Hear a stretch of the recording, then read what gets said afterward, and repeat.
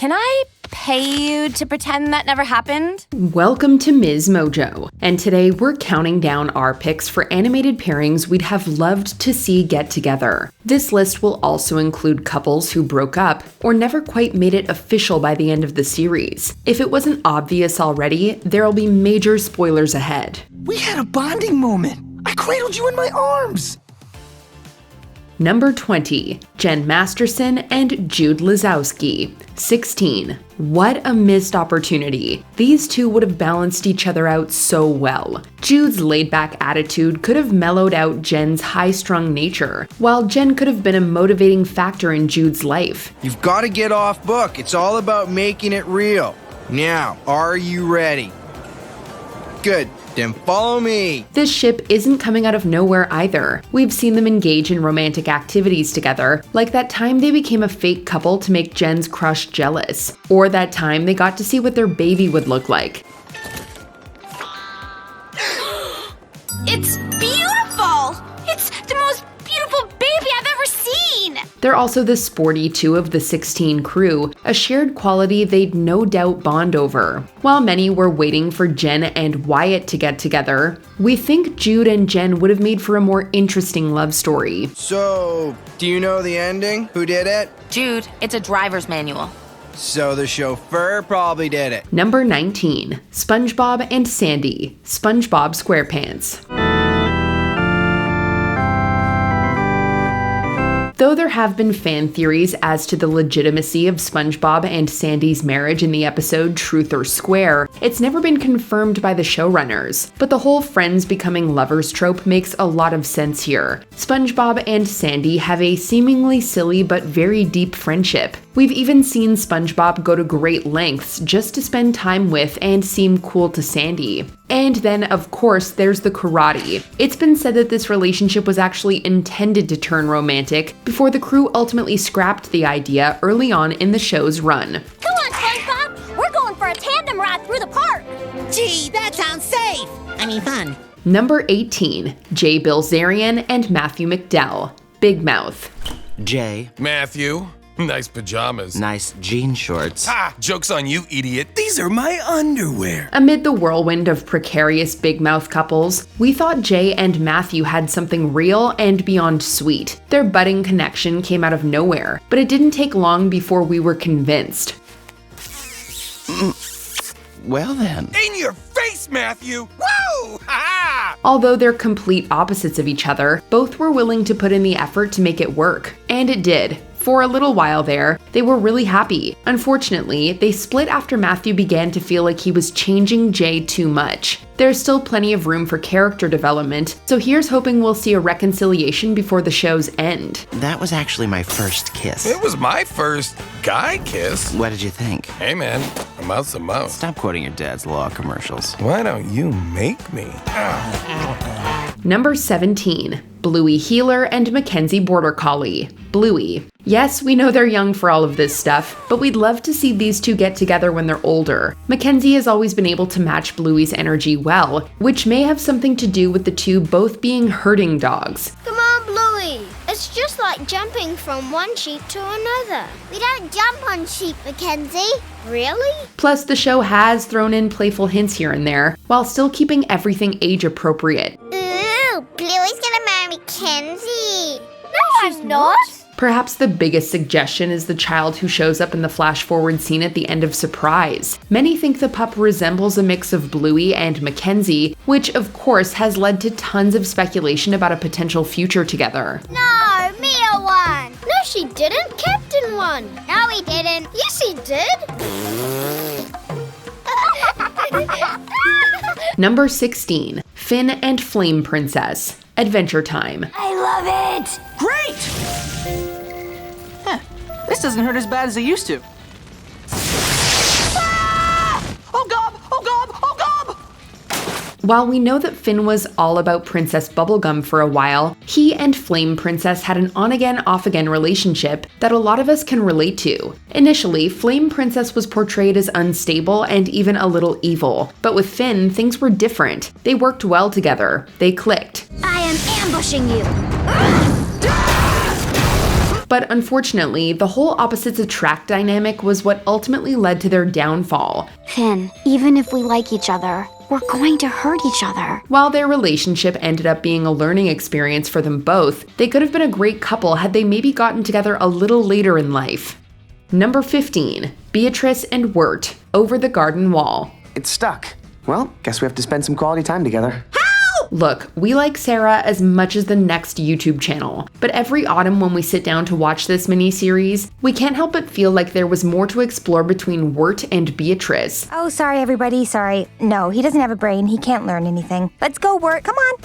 Here, boy. What? Oh, did you say something? I can't hear you because I'm too busy doing what I'm told. It doesn't help that they get so much more screen time than Wirt and Sarah do. The show takes its time developing their relationship, showing us how well they work together, even in highly stressful situations, and even with Beatrice in her bird form. Balancing their fun banter are some softer moments that emphasize just how much they come to care for each other. Whoa, your whole family? Yeah, Is that why you're going to Adelaide? To fix things? that was the plan, but yeah, that was the plan. It'll all work out.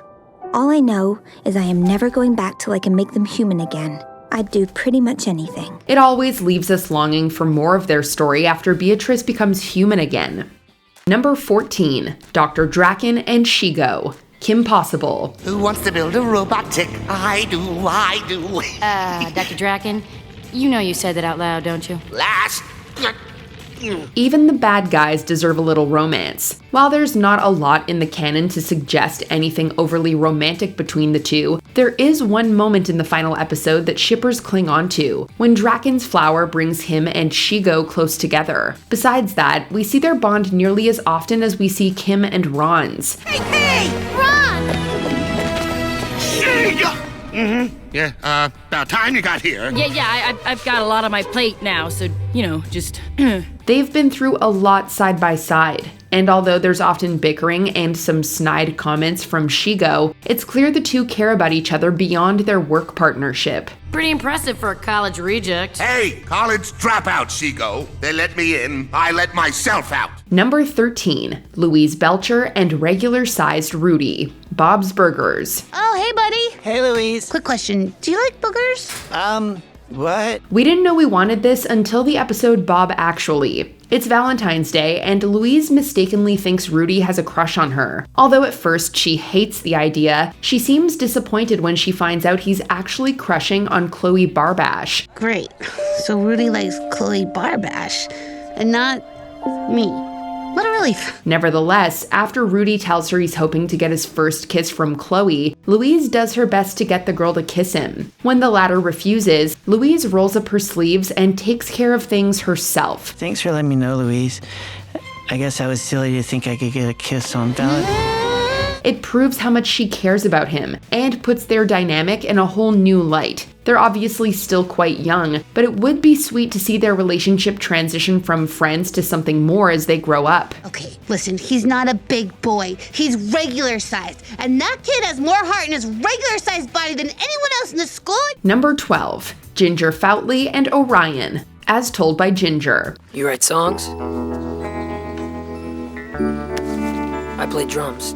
Oh, cool. Are we the only ones who think Ginger ended up with the wrong guy? In terms of story payoff alone, we don't get to see Ginger and Darren's reconciliation before it's revealed that they eventually got back together and had a child later in life. It's just not really satisfying. Plus, it doesn't sit right with us that Darren cheated on her, even if it was in high school. Orion, on the other hand, was a constant in Ginger's life after she met him. He was there for her through the breakup, and it's not like they didn't have chemistry by the boatloads. No, Orion, it's not finished yet. I don't have the, hook. Come on, show me. You know you want to.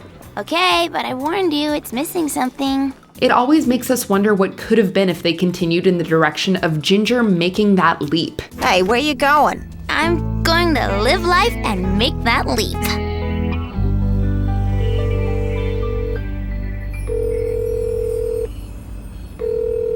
Orion?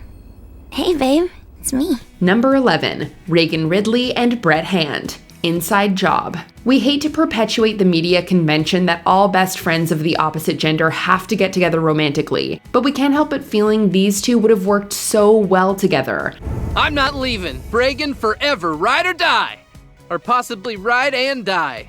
Should I be writing out a will? The fandom is pretty much split down the middle on whether they'd have liked to see Brett and Reagan develop something more than friendship, and while we understand the arguments on both sides, we just can't see these two with anyone else. They simply bring out the best in each other. So we're good? I remember what you did for me at homecoming.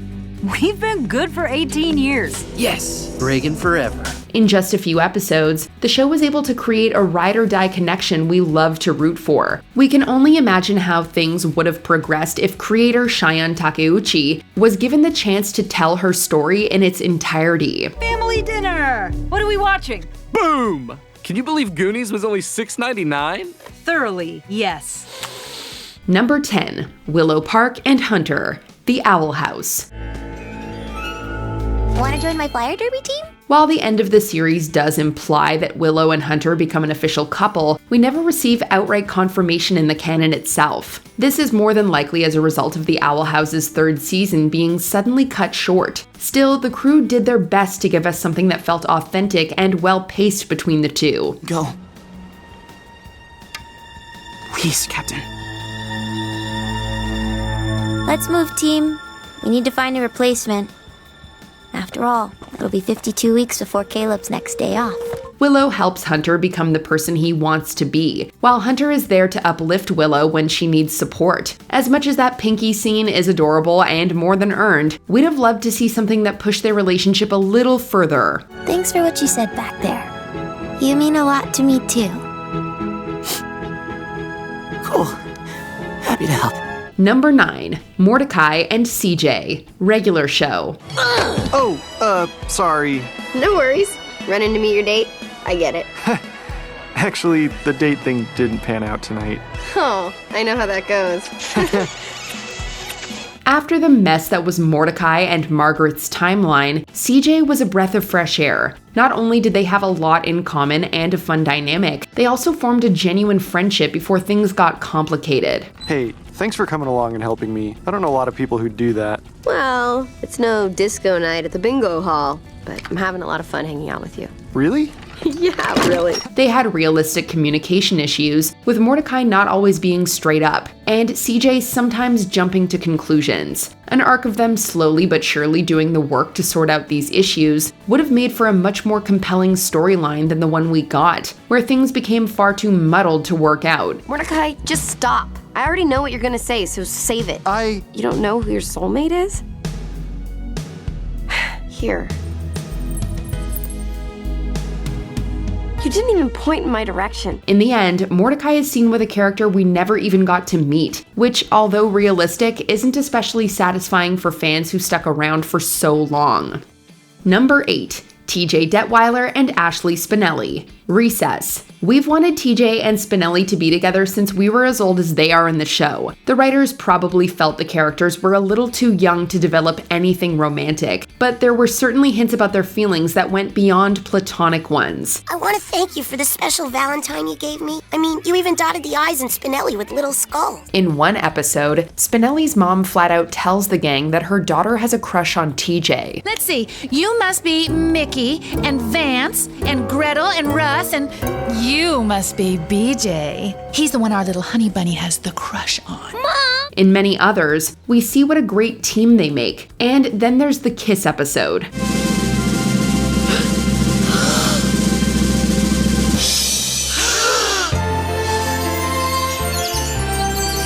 While they react how you would expect a couple of kids might, the end of the episode leaves you with the impression that they won't be so grossed out when they're older. Us kissing each other? That's the dumbest thing I heard since that stuff about Jimmy Kratmer and the aliens.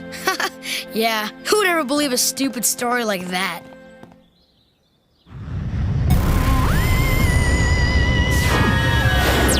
With a history built on trust, loyalty, and unwavering support, we're still rooting for these two all these years later. Number 7. Keith and Lance, Voltron, Legendary Defender. There's a reason Clance is the biggest ship to come out of Voltron, Legendary Defender. The arc these guys have is phenomenal, and we're all suckers for the rivals to allies trope. I punched Sendak! Yeah, apparently after I emerged from a coma and shot his arm off. We had a bonding moment. I cradled you in my arms! They also have tons of banter, which, as we all know, is one of the best ways to create chemistry between two characters. Hey, Lance! I got your lion back. Thank you, Keith. Now can you come and unchain me? What's that? You're cutting out. I can't hear you. Oh, come on! I thought we bonded! Ultimately, the bond they develop is deep, authentic, and meaningful in its evolution. While the destruction of the relationship between Adam and Shiro seemed to come out of nowhere, Keith and Lance ending up together would have made perfect sense. Lance, are you okay? We did it. We are a good team. Number 6. Finn and Huntress Wizard. Adventure time. You can't summon the spirit of the forest because you ain't playing that flute for him. You got a crush on HW.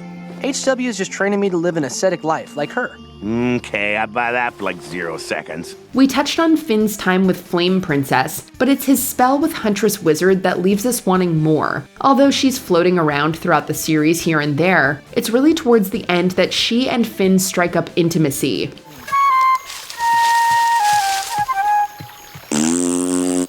Hello. We weren't expecting it, to say the least, but we also weren't mad about it. The two have this natural chemistry despite their different personalities and ways of life. It would have been super interesting to delve into their dynamic further and explore what could have come out of a real romantic relationship.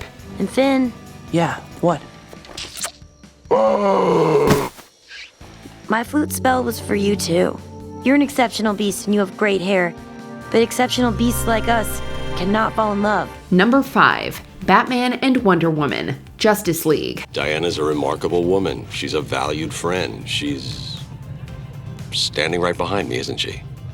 Don't let that stop you. We've seen Bruce and Diana come together in other DC media before, but this show made it so easy to ship them. The characters worked perfectly together, whether on the battlefield or in more intimate settings. And the crew working on the show definitely flirted with the idea on more than one occasion. Pun very much intended. Perhaps the biggest instance was in the 3-part finale, when the two kissed to avoid getting caught by the Thanagarian soldiers. Sorry. Don't be. Their endearing little exchange really sets up the idea of a true relationship between them, but unfortunately, the show ended before things could get that far. I'm talking about going down there and having some fun. Maybe with someone special. No dating for the Batman. It might cut into your brooding time. Number 4. Dipper Pines and Pacifica Northwest, Gravity Falls. Yes! We did it! This one is a phenomenal slow burn. Throughout a good portion of the show, Pacifica is insufferable. In case you've already forgotten, Pacifica Northwest is the worst. And that's not just jealousy talking. I'd say that to her face. I need your help. You're the worst. It wasn't until season 2 that fans got their taste of a blossoming romance between Pacifica and Dipper in the episode Northwest Mansion Mystery. Dipper finally sees a softer side to the stuck-up rich girl, ultimately coming to understand the root of her behavior. You were right about me. I am just another link in the world's worst chain. Pacifica, I'm sorry about what I said earlier, but just because you're your parents' daughter doesn't mean you have to be like them. It's not too late. While the show never went as far as making the pair canon, we've gotten more shipping material in the book release of Journal 3 and the accompanying Lost Legends comic Face It. Number 3. Peter Parker and Gwen Stacy, The Spectacular Spider-Man. Hey guys, what's up? No, nothing. We were just talking. We were so close, and yet so far. Here's a couple that was so obviously going to get together, if not for an abrupt cancellation of their story. Gwen, you're the one I want to be with. If you don't feel the same way... Peter, I've been in love with you since 7th grade. Gwen and Peter had obvious feelings for each other, but they knew the right thing to do was end their previous relationships before getting into a new one. With the recent passing of Harry's father at the end of season 2, however, Gwen couldn't bring herself to break up with him, and that's where their arc leaves off. At least we have that Thanksgiving kiss to look back on. This was amazing, Gwen. You're amazing. Thanks. No prob. Well, night.